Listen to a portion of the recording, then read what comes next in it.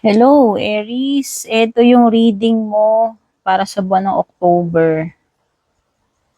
So, alamin na natin ano ba tong mga energies na meron. Dapat mong malaman, maaaring paparating sa'yo ngayong October.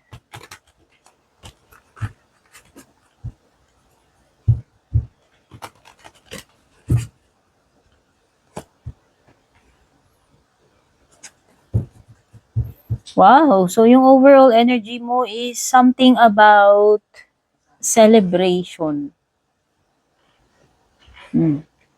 Baka may mga ganap. Ayan. Di ko alam kung may mga dadaluhan ka bang okasyon, selebrasyon. Basta merong something na ikaka-happy mo eh.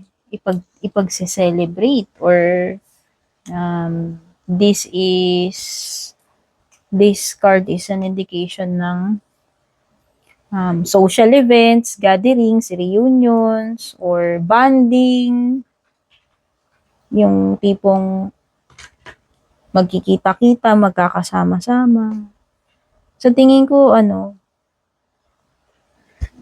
merong something na ipagse-celebrate. Ayan, baka mga kasalan, binyag, birthday, reunion. Something din na may kinalaman sa mga kaibigan mo. Kung meron man kayong mga get-together. Or simply, ito yung energy ng mafe-feel mo yung presence ng mga tao sa paligid mo na sineselebrate ka nila, na-appreciate ka nila, or sinusuportahan ka nila. So, yan yung overall energy.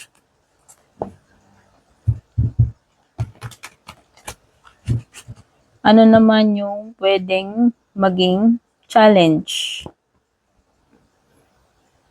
or sagabal?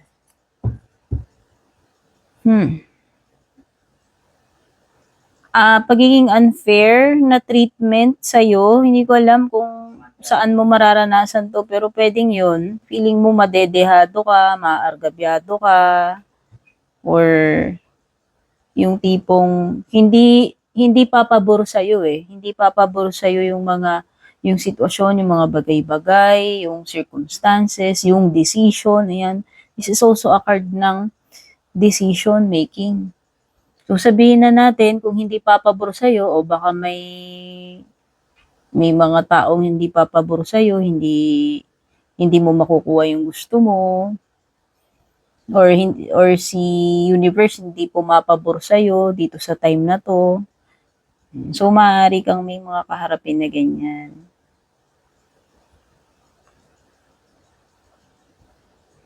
Or this could also indicate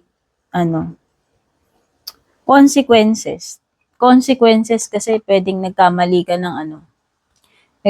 ng desisyon or action. So kumbaga eto na yung resulta ng mga pagkakamali mo. Ayan, o baka may mga na-miscalculate ka, mali yung naging approach mo, action mo, decision mo, ito na yun. Kumbaga may kaampatang kaparusahan or consequence, yan. Anything naman na gawin natin, di ba? May yan eh. May consequences. Ano naman yung pwedeng maging blessing mo ngayong October?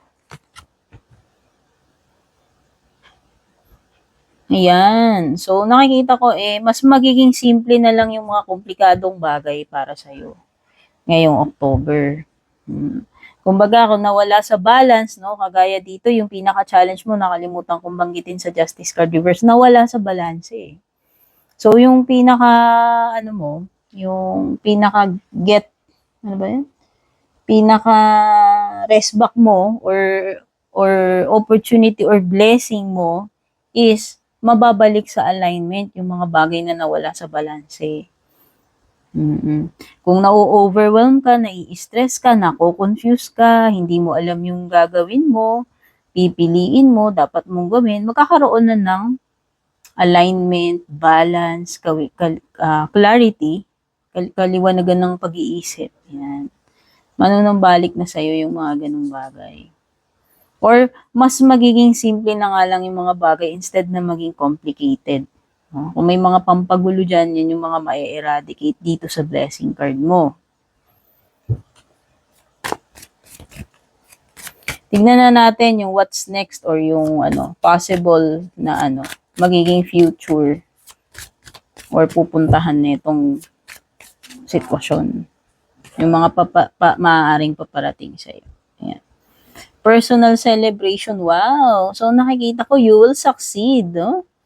Kung dito, inaalat ka, minamalas ka, hindi papabor sa'yo, dito sa challenge card mo, sabi ko nga, dito sa blessing card mo, opportunity or advantage card mo naman, is ma-straighten out na yung mga bagay na nagkaroon ng conflict or imbalance or yung kung nadehado ka man. So, nakikita ko dito is celebration na naman. Kaya pala overall, no? Overall energy mo, kung naalala mo kanina is about celebration. Kasi nga, masosolve na yung mga problema, manunumbalik yung justice, yung balance, may babalik na yung harmony, ayan, balance and harmony, maaayos na yung mga conflict. Kung hindi ka sinusuportahan nung una dito, hindi pumapabor sa'yo si universe or yung tao sa paligid mo or yung mga circumstances, yung mga decisions, nakikita ko na manunumbalik yan dito sa outcome card mo or future or near future. Yun nga lang, pwedeng magkaroon ng pwedeng iba dito magkaroon kayo ng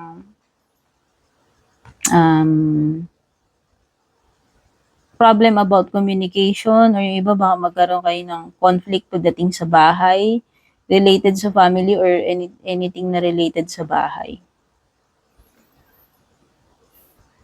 Yung iba pwedeng lumipat, literal na lilipat na tirahan or maiiba yung maiiba ba yung setup mo, yung environment mo. Ayan, merong something na magkakaroon ng shift na mababago yung setup. Ayan.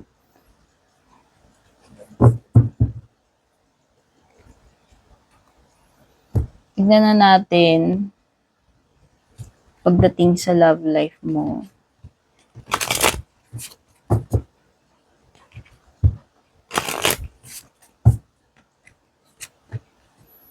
Ngayong October, yan, maging open ka sa possibilities, wag kang maging rigid, wag mo isa rin puso. Maging open ka. Ayan, keep the door open. Wag mo munang husgahan itong sitwasyon ninyo ngayon, nitong partner mo o jowa nyo. Keep an open mind, keep a positive outlook. Maging bukas ang iyong kaisipan and puso. Huwag yung parang makinig, kumbaga, pakinggan mo rin or pakiramdaman mo rin itong person na to. Huwag mo muna siyang i-judge agad, huwag mo munang hatulan agad, or pagbigay ka kagad ng conclusion, yan, yung mga ganyan.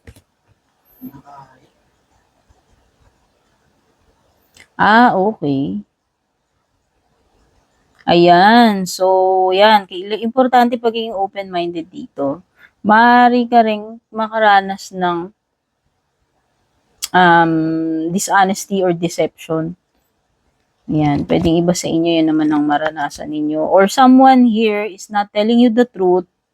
Or may hindi sila, pwedeng nagsisinungaling, may itinatago, hindi ko alam yung reason nila, kung bakit. Pero, or nagpipretend na kung sino man sa inyong dalawa yan, nagpipretend na kunwari ganito ganyan pero deep inside hindi naman pala yun yung totoong nararamdaman niya or iniisip niya. Nagpapanggap lang, parang ganun.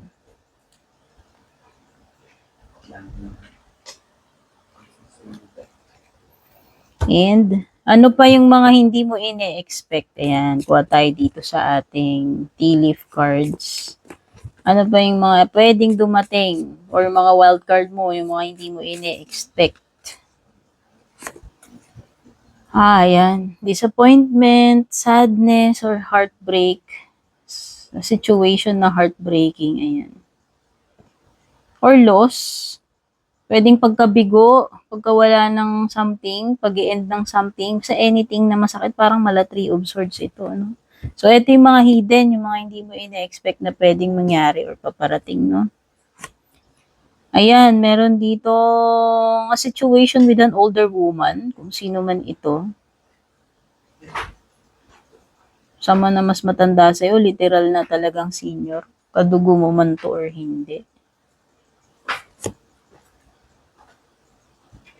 Oh, dalawang babae ito. Kung merong older woman, meron ding bata. Ayan. Okay. Oh, may mga makakadil kang ganyan na hindi mo inaasahan itong mga to. May mga something tungkol sa ano. Parehong babae ito, isang mas bata, isang may edad or senior. At may, ang daming tao dito. Ito lalaki naman. O lalaki na ano, light colored yung hair niya. Kung may uban man ito or blonde talaga siya or nagpakulay, nag-bleach.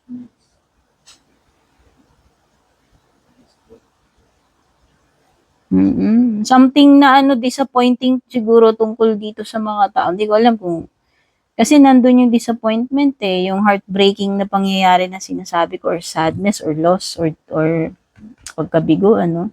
So yan may mga taong involved diyan. Yun nga binanggit ko yung may edad na pwedeng lola na senior, mas bata sa iyo na babae and lalaki na hindi sinabi kung mas bata or mas may edad sa'yo, pero light colored yung kanyang hair.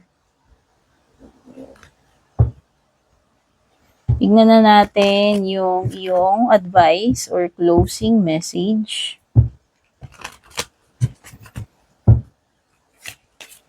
Para ngayong October. So, by the way, nakalimutan ko, meron palang Cancer energy dito. May Libra, may Scorpio, tsaka Aries. Baka may mga nakakadil ka na ganyan, o yan. May Aries din na isa dito.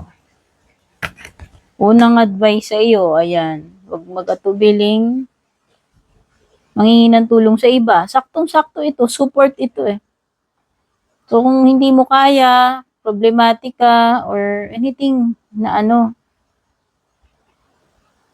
feel mo kakailanganin mo ng tulong ng iba, huwag kang mag-hesitate. Ayan. O, kasi susuportahan ka nila based dito sa iyong card na ito. So, nakikita ko dito is, ano, pagmamalasakit nila sa'yo, tutulungan ka, dadamayan ka, susuportahan ka nila.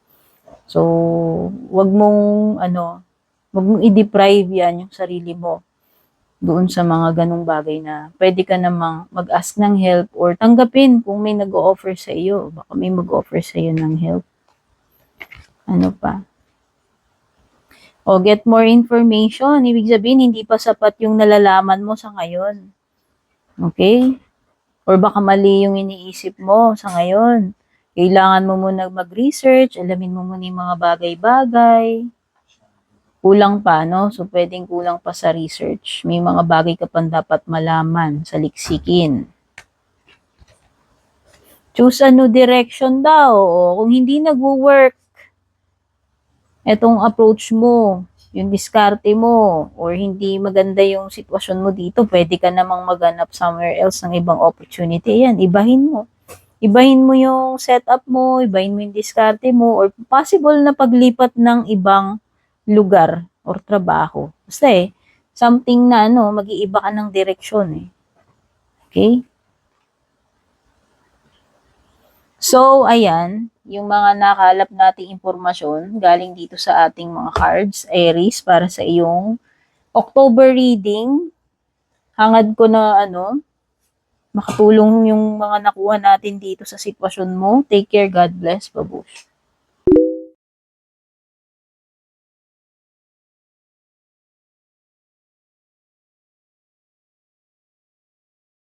And kung balak nyo pong mag-book or mag-inquire ng personal readings ko, basahin nyo lamang po itong nakasulat sa screen or yung nakalagay sa description.